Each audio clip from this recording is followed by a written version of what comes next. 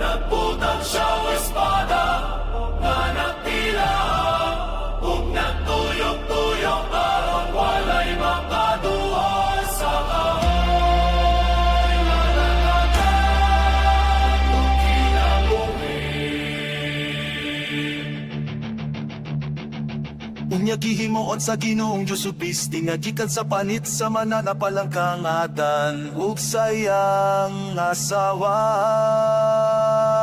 Unya miingon ang Ginoong Dios karon ang tawo sa manakanato nga nahibalo kunon sa maayo ang daoda. Nagputang usap siyang espada na nagtila, ug nagtuyok-tuyok aron walay makaduha sa kahoy nga naghatak ug kinabuhi.